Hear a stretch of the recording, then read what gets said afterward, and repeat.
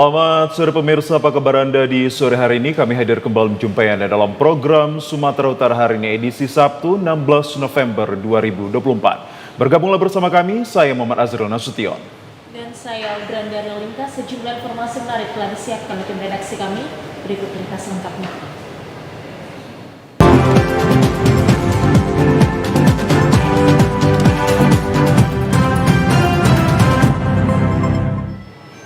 Pemirsa, di informasi yang pertama, anggota Komisi 3 DPR RI Ahmad Syahroni menyebutkan transaksi uang judi online di Indonesia sepanjang tahun 2024 mencapai 400 triliun rupiah. Jumlah tersebut mengalami peningkatan dibandingkan tahun sebelumnya. Hal tersebut disampaikan Ahmad Syahroni usai menghadiri kunjungan kerja spesifik Komisi 3 DPR RI bersama Polda Sumatera Utara, Badan Narkotika Nasional Provinsi Sumatera Utara dan Kejaksaan Sumatera Utara. Syahroni menyebutkan adanya kenaikan perkara judi online secara drastis di wilayah Polda Sumatera Utara dan angkanya mencapai 300%. Dan saat ini Polda Sumatera Utara fokus untuk melakukan penanganannya.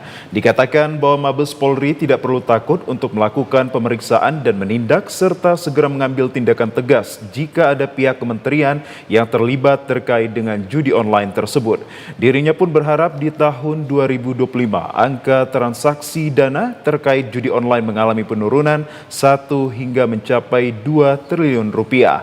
Dan untuk Mabes Polri bisa bekerja sama dengan PPATK guna melakukan pemblokiran transaksi. Mabes Polri itu kan nggak bisa langsung, dan PPATK kan nggak bisa langsung untuk memblokir.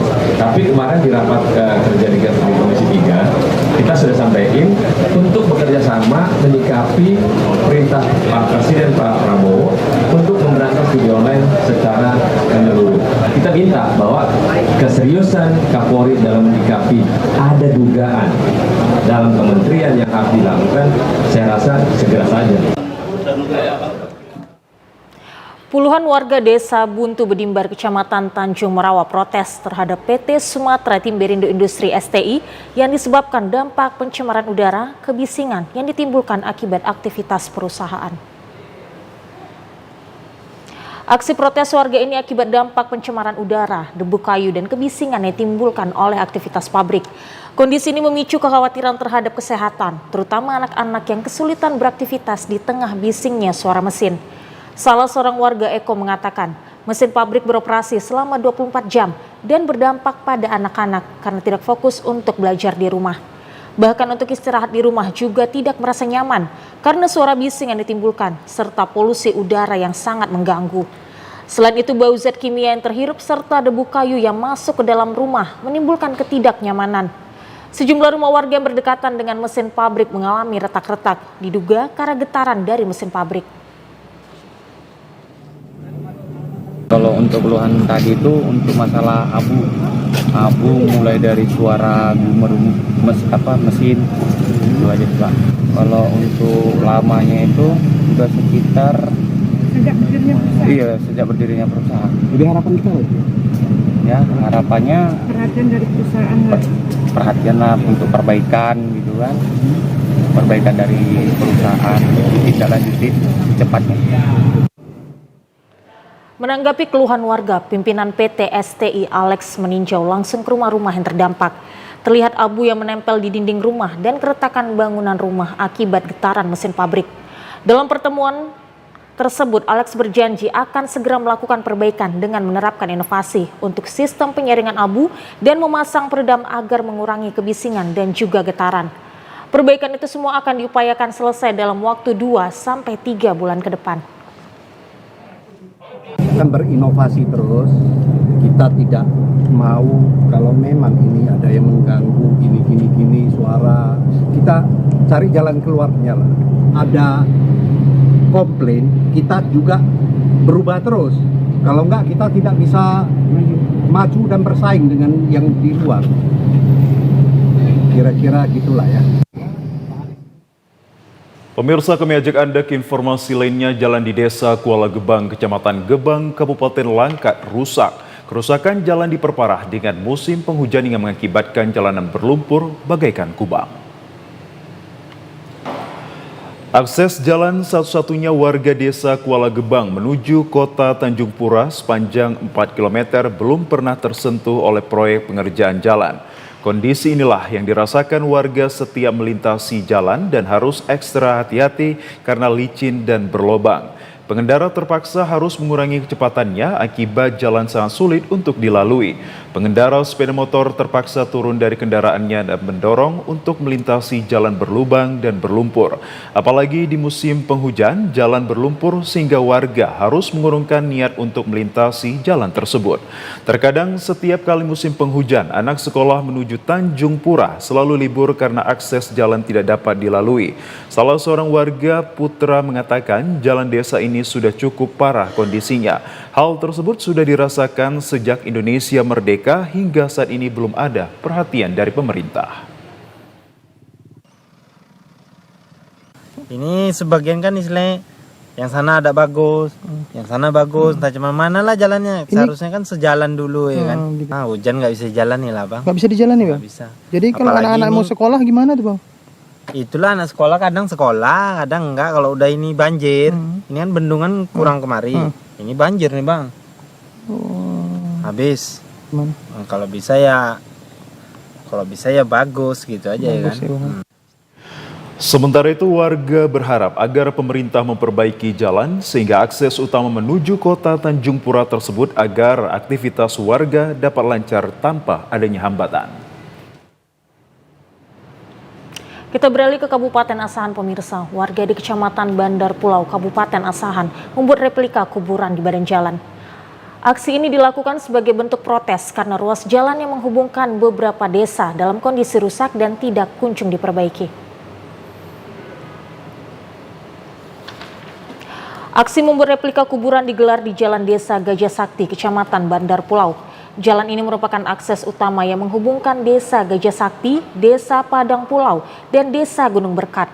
Menurut warga, kerusakan jalan sudah berlangsung selama puluhan tahun, yang mengakibatkan aktivitas warga terhambat, terutama saat musim hujan karena jalan menjadi berlumpur dan licin. Sebelumnya ruas jalan sepanjang 20 km tersebut direncanakan akan diperbaiki pada tahun 2024 melalui program instruksi jalan desa. Namun hingga menjelang akhir tahun belum ada tanda-tanda jalan akan diperbaiki. Selama ini perbaikan jalan dilakukan warga secara swadaya. Mereka pun berharap jalan rusak segera diperbaiki.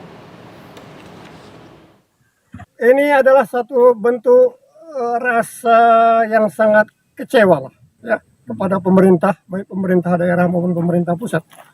Yang mana bahwa kami dari masyarakat desa ini telah mendapat informasi bahwa adanya perbaikan jalan melalui dana IJD pusat untuk tahun 2024. Tapi ternyata ini jalan ini tidak jadi dibangun, artinya tertunda atau bagaimana. Informasi pun kami sebagai warga di desa ini belum mengetahui. Begitu kita tanya kepada pimpinan pemerintah desa, juga tidak tahu, disampaikan kepada pemerintah kabupaten, pemerintah provinsi, dan pemerintah pusat.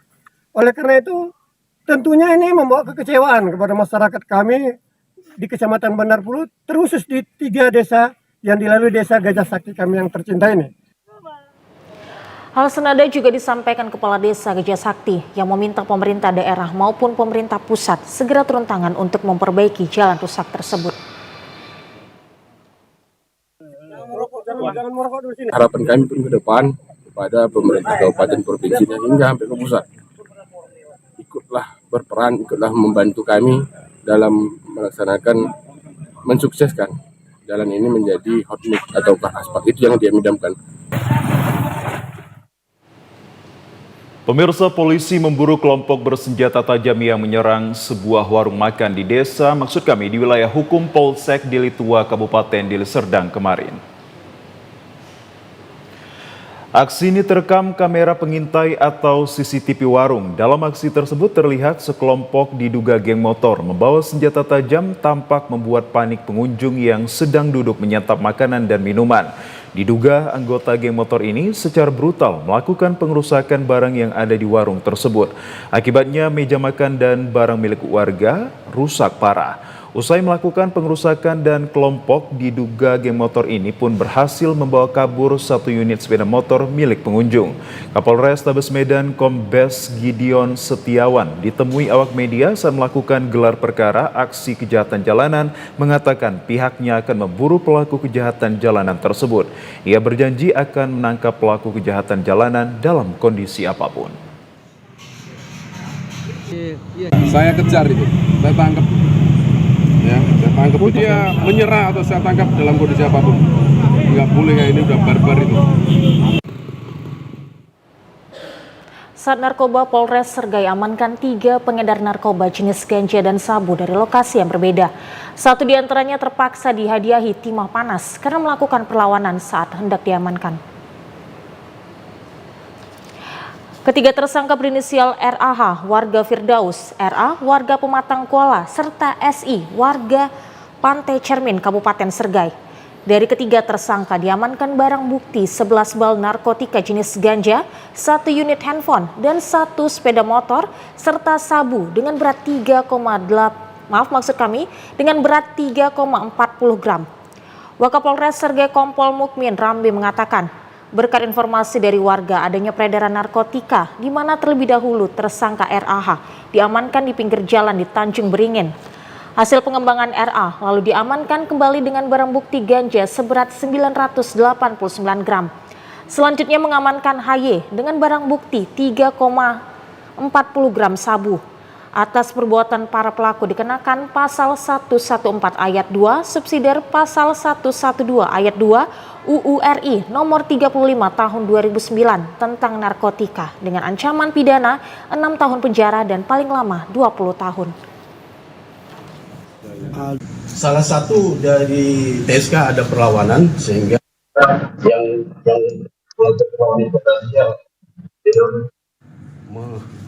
mengancam-ancam pakai golok diacung-acungkan ke anggota kita.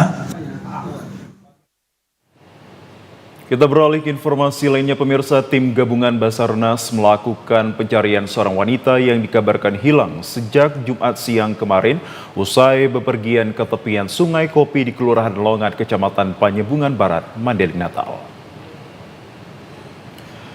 Dengan menyisir di area perkebunan dan tepian sungai di Kelurahan Longan, Kecamatan Panyebungan Barat, Kabupaten Mandailing, Natal, tim gabungan Basarnas BPBD TNI Polri dibantu ratusan masyarakat mencari seorang wanita bernama Rodia Hayati Pulungan berusia 27 tahun yang diduga hilang usai bepergian ke tempat pemandian.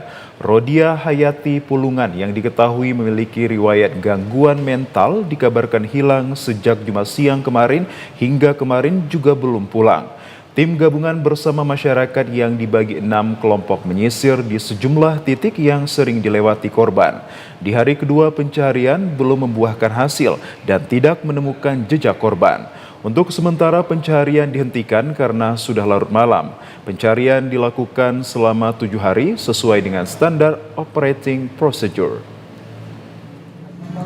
Hasilnya sendiri masih nihil, dan pencarian ini akan kita lakukan selama 7 hari. Apabila itu tidak dapat kita temukan, bisa juga kita hentikan mengingat adanya faktor-faktor di lapangan. Sebelum 7 hari sudah bisa kita hentikan apabila ada faktor-faktor yang membahayakan di lapangan. Sementara itu pihak keluarga berharap agar korban secepatnya ditemukan dengan kondisi selamat.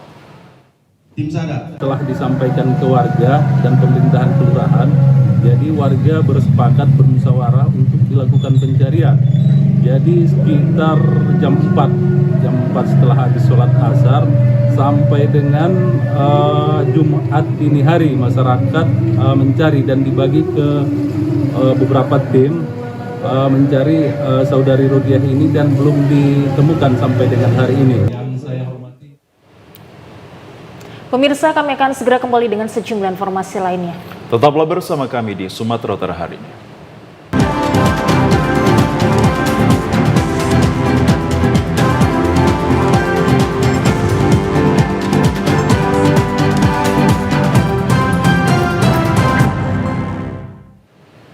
Pemirsa, pemerintah Provinsi Sumatera Utara bersama Badan Restorasi Gambut dan Mangrove BRGM resmi launching kurikulum mangrove di Medan kemarin.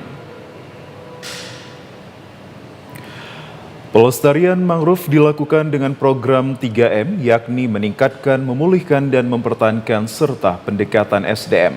Kepala Kelompok Kerja Edukasi dan Sosialisasi Badan Restorasi Gambut dan Mangrove, Suwigia Utama, mengatakan bahwa kerusakan lingkungan disebabkan karena faktor SDM, sehingga dibutuhkan kerjasama dengan Dinas Pendidikan dan melaunching kurikulum mangrove. Menggunakan edukasi, menyusun modul bersama Dinas Pendidikan Provinsi Sumatera Utara bersama anak-anak mulai mempelajari lingkungan untuk membangun karakter cinta lingkungan. Sumatera Utara menargetkan pelestarian mangrove berjalan pada 6.078 hektar selesai di tahun 2027 mendatang. Sekretaris Daerah Provinsi Sumatera Utara melalui Asisten Administrasi Umum Pemerintah Provinsi Sumatera Utara, Lies Handayani Siregar mengatakan dengan melibatkan bidang pendidikan, pelestarian mangrove di Sumatera Utara dapat berjalan dengan baik serta mengajak guru dan pelajar untuk aktif menjaga dan melestarikan ekosistem mangrove. Jadi dengan harapan tentunya dengan melibatkan satuan pendidikan dalam menyediakan SDM untuk lingkungan ini, kedepannya pelestarian mangrove di Sumatera Utara akan lebih baik lagi. Dan semoga program ini Bapak bisa berjalan dengan baik dan tentunya mencapai sasaran sebagaimana yang kita harapkan. Tadi 6.078 hektar untuk Sumatera Utara, target sampai 2027. Saya berharap ini bisa diwujudkan Pak, dan tentunya mohon juga fasilitasinya dari Kementerian LHK untuk Sumatera Utara, karena tanpa fasilitasi dan kerjasama kita, kerja bareng kita ini tidak akan berhasil dengan maksimal. Saya rasa itu. Eksekusi kerugian keuangan negara atas perkara tindak pidana korupsi proyek perkuatan tebing sungai Ida Nogawo tahun 2022 sebesar 1,1 miliar rupiah yang dimana dilakukan oleh pihak Kejaksaan Negeri Gunung Sitoli yang kemudian menyetorkannya ke kas negara melalui salah satu bank yang ada di Gunung Sitoli. Telah adanya putusan pengadilan tindak pidana korupsi pada Pengadilan Negeri Medan kepada 3 orang terpidana tindak pidana korupsi atas pengerjaan proyek perkuatan Sungai Ida Nogawo tahun anggaran 2022 milik UPT Pengelolaan Irigasi Nias Dinas Sumber Daya Air Cipta Karya Tata Ruang Provinsi Sumatera Utara. Pada putusan pengadilan tanggal 5 November 2024 lalu, ketiga terpidana yakni Sri Kurniati Zega selaku penyedia jasa, JHN, pejabat pembuat komitmen, serta AB sebagai konsultan pengawas masing-masing mendapat putusan 1 tahun kurungan penjara. Sementara ketiganya telah mengembalikan temuan kerugian keuangan negara ditambah dengan denda 50 juta rupiah dari putusan hukuman mereka. Pasca putusan pengadilan Tipikor PN Medan tersebut, pihak penuntut umum dari Kejaksaan Negeri Gunung Sitoli telah menerima uang pengganti atau pengembalian kerugian keuangan negara serta denda atas kasus tersebut dari terpidana SKZ 50 juta rupiah. Sehingga total penyetoran ke kas negara sebesar 1.124.532.345 rupiah. Penyetoran ke kas negara melalui salah satu bank yang ada di Gunung Sitoli. Hingga hari ini, penuntut umum kasus itu masih menghimpun pengganti keuangan negara yang merugi dari terpidana lainnya atas perkara yang sudah memperoleh kekuatan hukum tetap dimaksud. Dari ketiga subjek hukum ini, tiga-tiganya telah divonis dan berkekuatan hukum tetap. Kemudian majelis hakim juga menjatuhkan denda kepada masing-masing ketiga terpidana ini sebesar 50 juta rupiah. Dan dalam putusan pengadilan Tipikor pada Pengadilan Negeri Medan juga memutuskan ada uang pengganti sebesar 1.074.532.345 persisnya. Nah, dari uang pengganti ini kami telah memperoleh pengembalian kerugian negara dari masing-masing terpidana, dan seperti yang teman-teman media lihat ada di hadapan kami sekarang ini.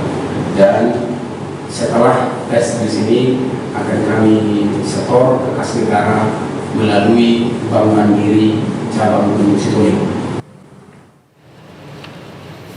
Pemirsa, kita beralih ke informasi lainnya. Badan Pusat Statistik menyambut baik rencana revisi Undang-Undang Statistik Nasional agar masuk dalam program legislasi nasional prioritas. Dukungan ini disampaikan Inspektur Utama Badan Pusat Statistik Republik Indonesia, Dadang Hardiawan, dalam kunjungan kerja Wakil Ketua DPR RI bidang Koordinator Kesejahteraan Rakyat. Wakil Ketua DPR RI bidang Koordinator Kesejahteraan Rakyat Cucun Ahmad Samsurizal lakukan kunjungan kerja ke kantor BPS Sumatera Utara di Jalan Asrama Medan kemarin. Kepala BPS Sumatera Utara Asim Syahputra menyebutkan bahwa data kemiskinan di Provinsi Sumatera Utara per Maret 2024 berada di angka 7,99%, menurun dari 8,83% pada tahun 2019.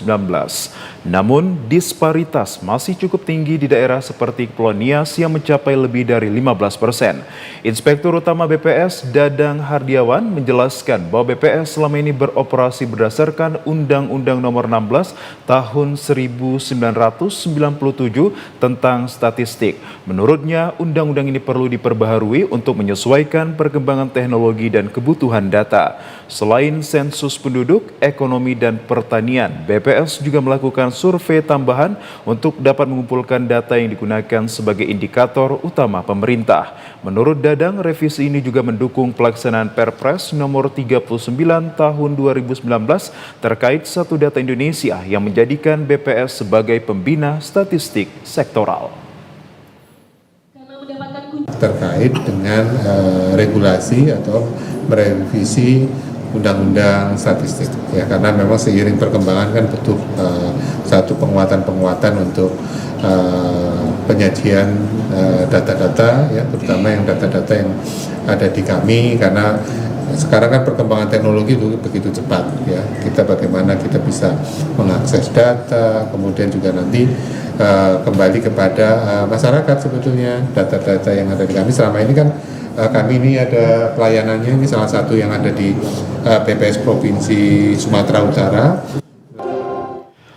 Wakil Ketua DPR RI Cucun Ahmad Samsurizal menegaskan bahwa momentum saat ini sangat tepat untuk mendorong revisi Undang-Undang Statistik agar menjadi prioritas dalam Prolegnas. Kami ingin memperkuat BPS ini betul-betul ada regulasi yang bisa memperkuat kinerja dari mulai, karena kantor cabangnya di kabupaten kota hampir seluruh Indonesia sudah punya. Jadi nanti tinggal bagaimana struktural antara dari BPS pusat sampai ke BPS di tingkat kabupaten kota, cara mengolah datanya juga, sehingga yang kita pakai sama lah dengan Pak Presiden. Tidak ingin lagi sekarang ada data-data yang dimainkan seperti hanya untuk kepentingan satu daerah, misalkan tadi yang di state oleh Pak Tito itu. Makanya kita datang ke sini mengingatkan semua yang pegang data ini betul-betul, karena ini akan berefek dengan nanti APBN yang besar. Menghadapi pilkada serentak dan berbagai tahapan yang dilalui calon kepala daerah adalah prosedur yang diterapkan Komisi Pemilihan Umum baik pusat maupun daerah. Hal tersebut disambut baik oleh Ketua Ikatan Pesantren Indonesia Sumatera Utara dan merespon positif serta optimis terselenggara dengan baik.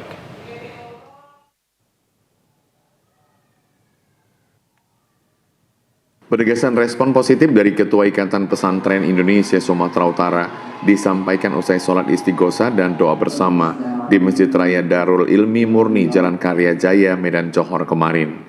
Sholat istighosa dan doa bersama dipimpin Imam Ustadz Abdul Rahim, diikuti siswa-siswi Darul Ilmi.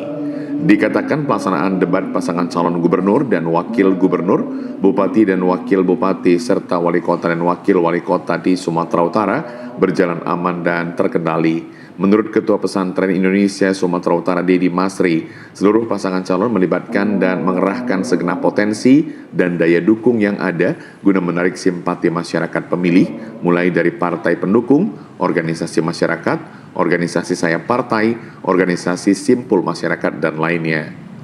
Dalam setiap agenda pesta demokrasi, diharapkan mendengar, membaca situasi di lapangan akan berita hoax, money politik, yakni politik transaksional dan konflik horizontal. Oleh karena itu, masyarakat dihimbau menjadi pemilih cerdas dengan meletakkan harkat dan harga diri sebagai pemegang kedaulatan dan tidak mudah terprovokasi dalam situasi transaksional. Begitu juga para pasangan kontestasi tidak harus mengumbar janji politik untuk mencapai tujuan sebagai pemenang, namun lebih dari itu memiliki komitmen untuk membangun daerah ke arah yang lebih baik. Dedi Masri berharap terwujudnya netralitas aparatur sipil negara, TNI Polri, aparatur penegak hukum lainnya, dan penyelenggara pemilu itu sendiri. Isu SARA, suku, agama, ras, dan antar golongan, politik identitas tidak digunakan dalam kontestasi ini. Untuk itu, pimpinan Ikatan Pesantren Indonesia Sumatera Utara berkomitmen ikut serta mensukseskan Pilkada 2024 di wilayah Sumatera Utara yang langsung, umum, bebas, rahasia, jujur, dan adil. Kegiatan ini saya laksanakan untuk mendoakan kegiatan Pilkada Sumatera Utara supaya damai. Dalam hal ini berkomitmen untuk ikut serta dalam mensukseskan Pilkada di wilayah Sumatera Utara, dan juga Ikatan Pesantren Indonesia Sumatera Utara menyatakan sikap menjadikan garda terdepan untuk menjaga situasi dari segala bentuk pembuatan dapat menimbulkan kegaduhan serta memecahkan belah kesatuan bangsa Indonesia. Kami mengajak seluruh masyarakat Sumatera Utara untuk bersama-sama menolak semua ujaran kebencian dan berita dapat menimbulkan tidak kondusif proses demokrasi yang sedang berjalan. Pada kesempatan tersebut diberikan bantuan berupa sembako kepada pesantren Darul Ilmi Murni. Bantuan itu diharapkan dapat digunakan oleh santri dan santriwati. Memperkuat dukungan untuk pasangan calon gubernur dan wakil gubernur Sumatera Utara, Bobi Afif Nasution dan Surya, serta pasangan calon wali kota dan wakil wali kota Medan, Riko Waas dan Zaki Yudin. Partai Demokrat Kota Medan menyelenggarakan acara konsolidasi dan pendidikan pelatihan. Diklat kader dilaksanakan di Medan yang dihadiri lebih dari 600 orang kader Partai Demokrat Kota Medan. Yuda Johansyah, Sekretaris Fraksi Partai Demokrat Sumut, menyampaikan kepada seluruh kader Partai Demokrat agar berkomitmen untuk memenangkan Bobi Surya di Sumut dan Riko Zaki di Kota Medan. Menurutnya, momentum Pilkada 2024 adalah kesempatan besar untuk membawa perubahan yang diharapkan masyarakat melalui kepemimpinan yang pro-rakyat, serta berkomitmen memajukan daerah. Selain itu, kedua pasangan ini memiliki kemampuan untuk membawa perubahan yang diinginkan masyarakat dan menjadi pemimpin yang dekat dengan rakyat. Sementara itu, Haji Iswanda Ramli, Ketua DPD Partai Demokrat Kota Medan, mengatakan konsolidasi ini adalah bentuk komitmen Partai Demokrat untuk memenangkan pasangan nomor urut 1 di Sumut dan juga Kota Medan. Iswanda meminta semua kader untuk bekerja keras, memperkuat sinergi dengan partai koalisi dan relawan, serta mengedukasi masyarakat agar dapat memilih pemimpin yang tepat.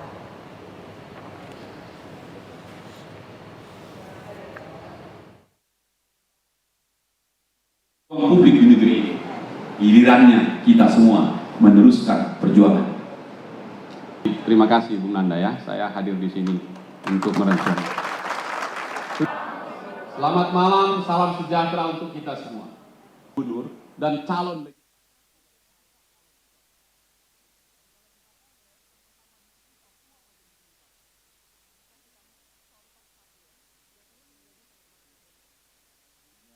muda.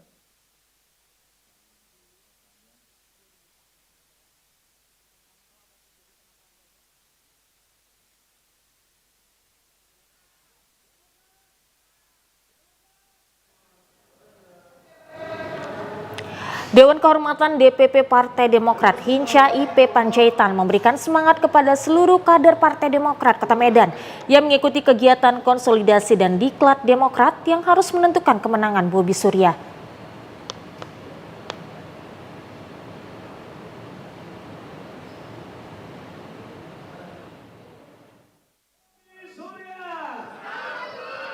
tadi kita sudah sampaikan kepada seluruh kader yang ada di Kota Medan, baik pimpinan anak cabang, pengurus DPC, dan juga ranting se-Kota Medan.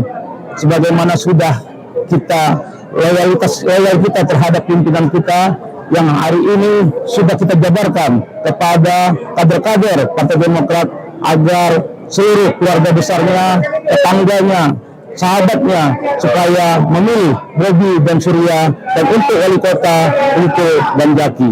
Insya Allah nomor 1. Bersama DPC Partai Demokrat Kota Medan, kami semuanya melakukan konsolidasi dan memberi pengarahan kepada seluruh kader Demokrat Kota Medan memenangkan pasangan calon nomor urut 1 Riko dan Zaki di Kota Medan dan Bobi dan Surya untuk Sumatera Utara.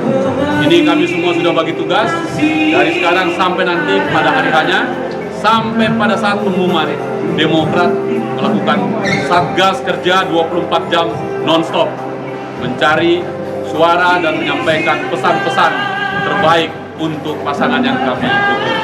Kami sampaikan kepada kawan-kawan, terima kasih Bang Nanda dan kawan-kawan semua. Mudah-mudahan Bobi Afif Nasution mengajak seluruh anggota legislatif, pengurus, dan juga kader Partai Demokrat untuk menghadirkan kemenangan bersama dengan cara-cara elegan dan juga beretika.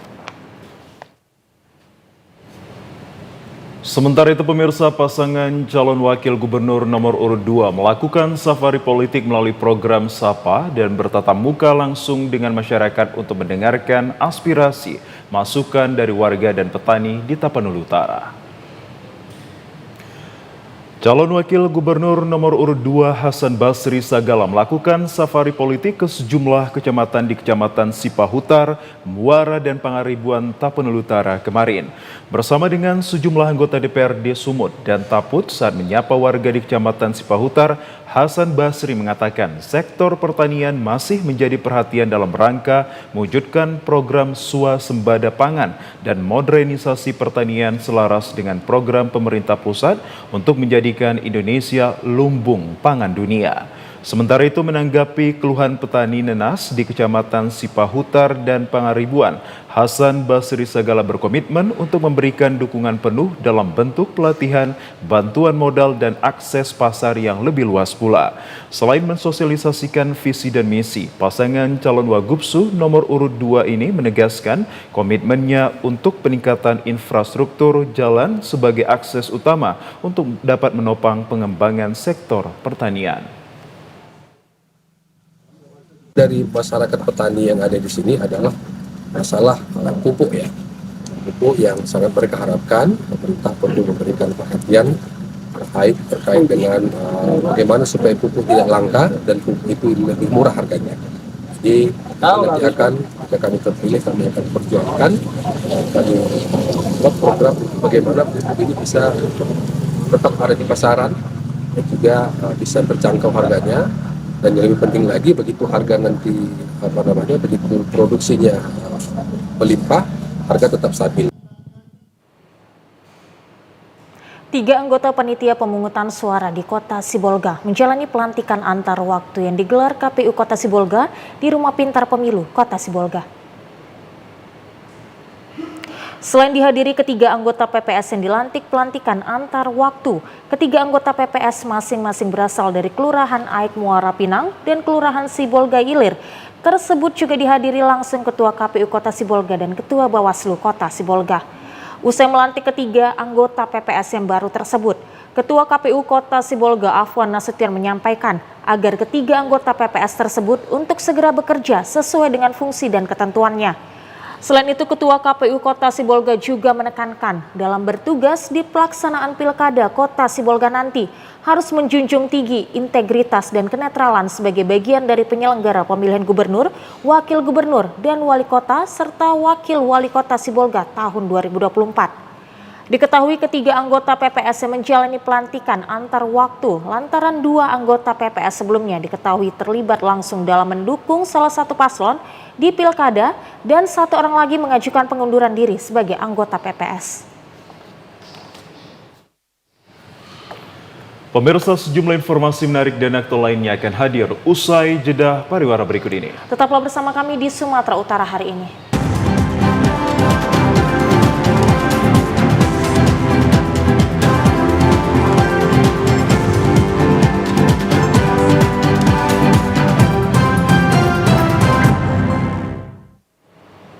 Terima kasih masih bersama kami di Sumatera Utara hari ini. Pemirsa, debat pilkada calon bupati dan wakil bupati Mandailing Natal di Padang Lawas Utara berlangsung riuh. Kedua kubu dari kelompok tim pemenangan dari dua paslon ribut dan saling sindir. Dua pasangan calon bupati Kabupaten Mandailing Natal, yakni Harun Mustafa Nasution berlawanan dengan Saifullah Nasution, saling beradu gagasan visi misi di depan para pendukung dan masyarakat Mandailing Natal yang menyaksikan debat kandidat melalui live streaming di salah satu stasiun televisi. Debat pilkada calon bupati wakil bupati Mandailing Natal ini berlangsung sengit. Dua kubu pendukung dari kedua paslon pun saling sindir-menyindir saat berlangsungnya debat. Awal dimulainya debat, kubu dari paslon nomor urut 1 Harun Mustafa Nasution berbalas sindir-menyindir dengan kubu paslon nomor urut 2 yang membuat suasana debat menjadi riuh. Meski tidak terjadi bentrokan antara dua kubu pendukung, acara debat ini pun berlangsung sukses dengan pengawalan ratusan petugas kepolisian. Alhamdulillah tidak ada yang sangat hal-hal yang tidak diinginkan, cuman ada sedikit riuh ya kan. Cuman alhamdulillah tidak berpotensi ataupun tidak mengganggu pelaksanaan siaran live-nya. Pemirsa, Komisi Pemilihan Umum Kabupaten Toba melaksanakan simulasi real pemungutan dan penghitungan suara di TPS 001 Desa Silain, Kecamatan Silain, Kabupaten Toba. Simulasi real pemungutan dan penghitungan suara ini melibatkan 269 daftar pemilih tetap dan 4 daftar pemilih pindahan yang terdaftar di TPS tersebut.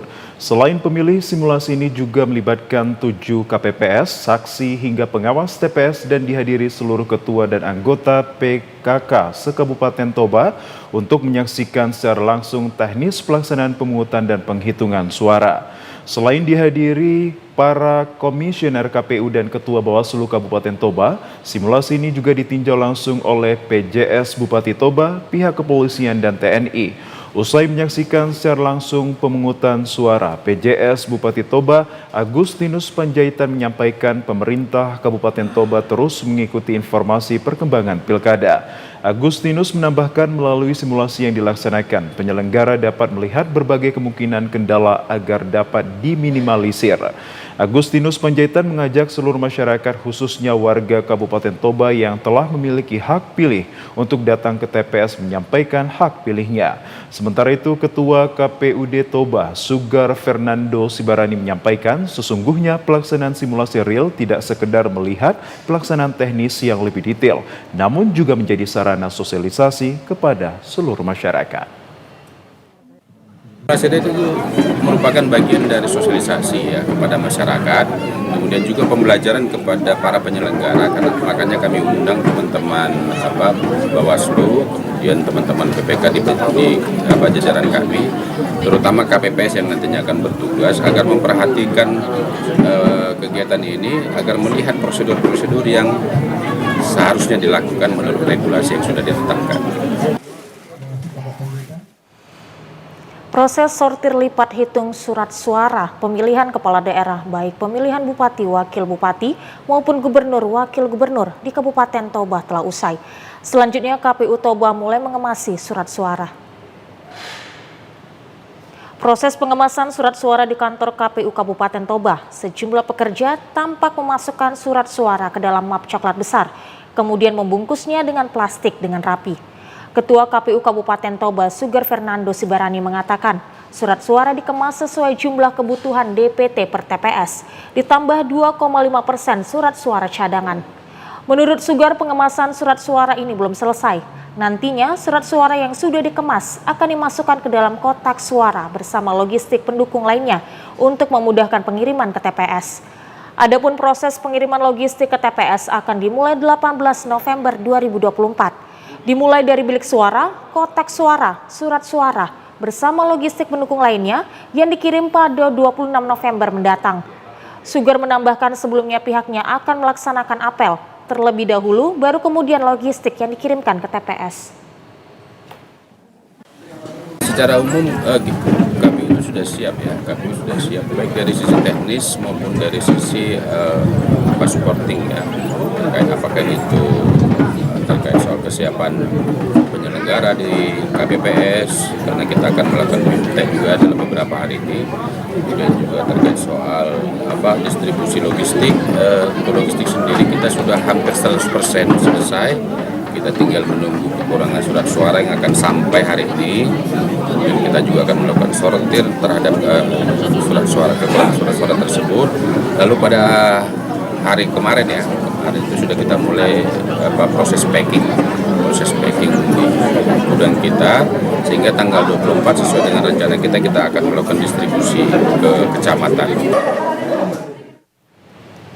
Ya, pemirsa, kami ajak Anda ke Kota Sibolga. Badan Pengawas Pemilu Kota Sibolga mengapresiasi pelaksanaan debat publik calon wali kota dan wakil wali kota Sibolga yang diselenggarakan KPU Kota Sibolga beberapa waktu yang lalu. Ketua Bawaslu Kota Sibolga Salmon Tambunan menyampaikan pihaknya sangat mengapresiasi debat publik yang diikuti keempat pasangan calon wali kota dan wakil wali kota Sibolga lantaran berlangsung tertib dan juga lancar. Selain itu, Bawaslu Kota Sibolga menilai keempat paslon yang bertarung di Pilkada Sibolga tersebut melaksanakan debat dengan tetap menjunjung tinggi etika dan integritas pilkada, sehingga penyampaian visi dan misi para paslon berjalan sesuai aturan. Selain mengapresiasi pelaksanaan debatnya, Bawaslu Kota Sibolga juga mengapresiasi penuh tugas aparat kepolisian dan TNI dalam melakukan pengawalan terhadap kondisi ketertiban dan keamanan pelaksanaan debat berlangsung. Dari selama debat ini kita melihat bahwasanya paslon nomor 1, nomor 2, nomor 3, dan nomor 4 mereka sudah menyampaikan visi-misi mereka dan sangat santun. Saya tahu apresiasi kita ke paslon kita, tidak ada yang menyindir antara paslon 1, 2, 3, dan 4 mereka. Sementara itu, Ketua Bawaslu Sibolga berharap visi dan misi yang telah disampaikan para paslon dapat memberikan pengetahuan bagi masyarakat dalam menentukan hak pilihnya nanti di akhir pemungutan suara. Pemirsa, kami akan segera kembali dengan sejumlah informasi lainnya. Untuk itu, tetaplah bersama kami.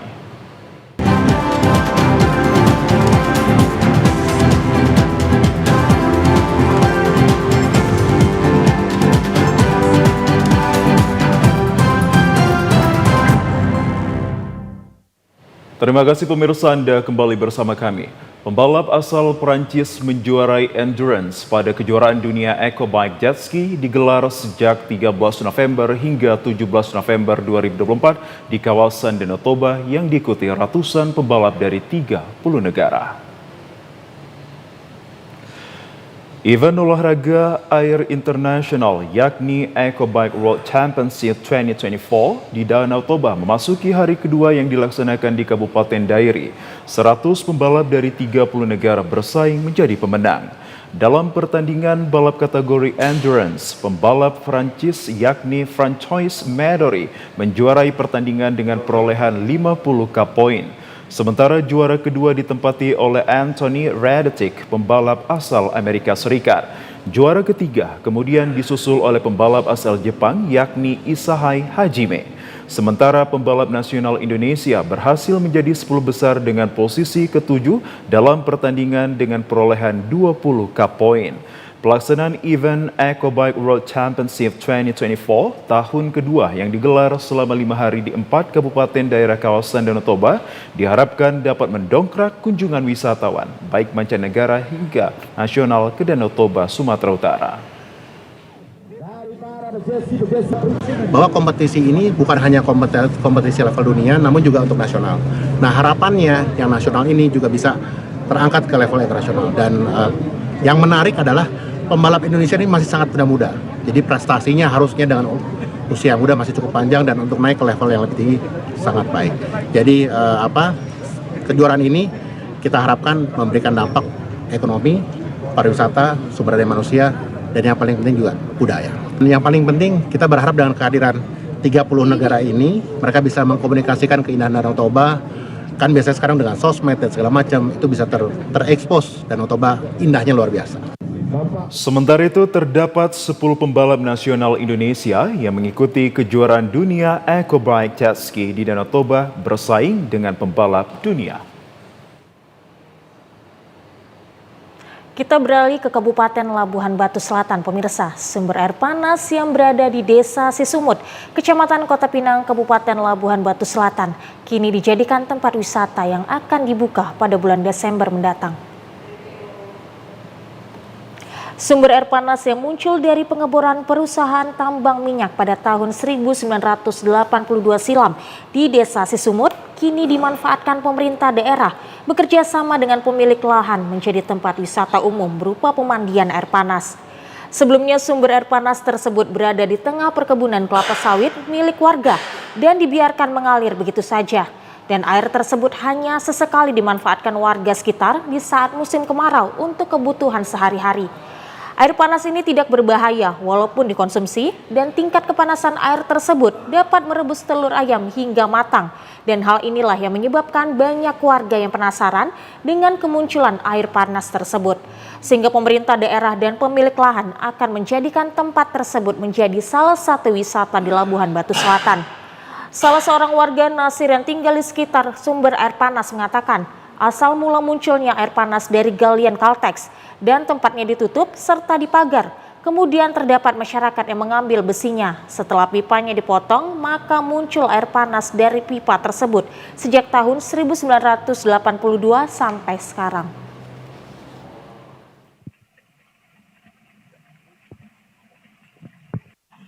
Nah, ini bangunan jangka panjang, kita kan karena masih kayak gini lokasinya kan. Nah, tapi kalau mudah-mudahan bulan 12 nanti kita buka. Kalau sampai sekarang kalau nomor 10 orang per harinya ada yang datangi. Bahkan dari luar Brussel ini, dari Mahatu, dari Medan pun ada sering datang. Ada yang kemari Pak ya? Iya. Selain kolam pemandian air panas, tempat ini juga akan menyediakan tempat sauna atau pemandian uap. Pemirsa, berikut informasi perakiraan cuaca di sejumlah daerah di Sumatera Utara dari Badan Meteorologi, Klimatologi, dan Geofisika wilayah 1 Medan berlaku esok Minggu 17 November 2024.